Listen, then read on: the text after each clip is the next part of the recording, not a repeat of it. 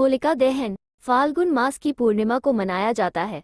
इसके अगले दिन रंगों से खेलने की परंपरा है, जिसे धुलेंडी, धुलंडी और आदि नामों से भी जाना जाता है। होली बुराई पर अच्छाई की विजय के उपलक्ष्य में मनाई जाती है। होलिका दहन, जिसे छोटी होली भी कहते हैं, के अगले दिन पूर्ण हर्षोल्लास के साथ रंग खेलने का विधान है और अबीर गुलाल आदि एक दूसरे को लगाकर व गले मिलकर इस पर्व को मनाया जाता है। भारत में मनाए जाने वाले सबसे शानदार त्योहारों में से एक है होली। होली का पौराणिक महत्व भी है। इस त्योहार को लेकर सबसे प्रचलित है प्रहलाद, होलिका और हिरण्यकश्यप की कहानी। लेकिन होली की केवल यही नहीं बल्कि और भी कई कहानियां प्रचलित है। हिंदू पंचांग के अनुसार होली फाल्गुन मास की पूर्णिमा को मनाया जाने वाला रंगोत्सव है। इस तरह ये पर्व भी है और त्योहार भी। होली मनाने की शुरुआत कब और कैसे हुई, इस बारे में कई कथाएं प्रचलित हैं।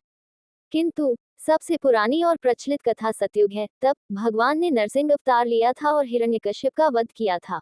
सतयुग में एक अति पराक्रमी दैत्य राजा था हिरण्यकश्यप।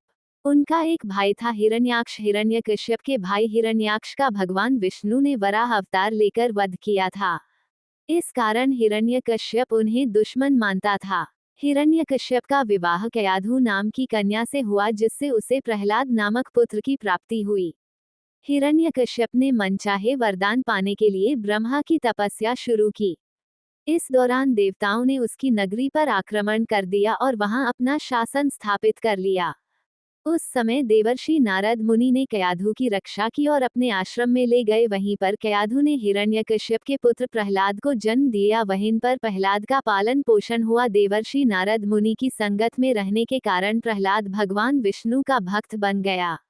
हिरण्यकश्यप ने जब देखा कि उसका पुत्र प्रहलाद सिवाय विष्णु भगवान के किसी अन्य को नहीं भजता, तो वह क्रुद्ध हो उठा। उसने प्रहलाद को बहुत समझने की कोशिश की कि वह भगवान विष्णु की भक्ति छोड़ दे, परंतु प्रहलाद भी अपनी जिद पर डटा रहा और विष्णु भगवान की भक्ति में लीन रहा। बार बार समझाने के बाद भी प्रहलाद ने जिद नहीं छोड़ी, तो उसने उसे मारने का फैसला कर लिया। हिरण्यकश्यप की एक बहन थी होलिका। होलिका को भी भगवान ब्रह्मा से एक वरदान मिला था कि उसे अग्नि नहीं जला सकती। कश्यप ने इस बात का फायदा उठाया और अपनी बहन होलिका को बुलाया।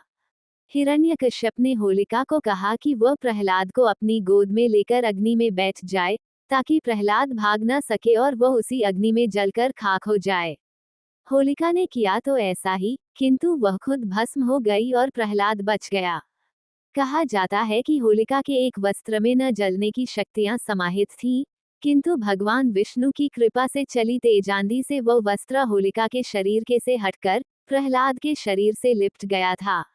इस प्रकार भगवान विष्णु ने अपने भक्त प्रहलाद की रक्षा की थी। होलिका के जलने और प्रहलाद के बच जाने पर नगरवासियों ने उत्सव मनाया, जिसे छोटी होली के रूप में भी जाना जाता है।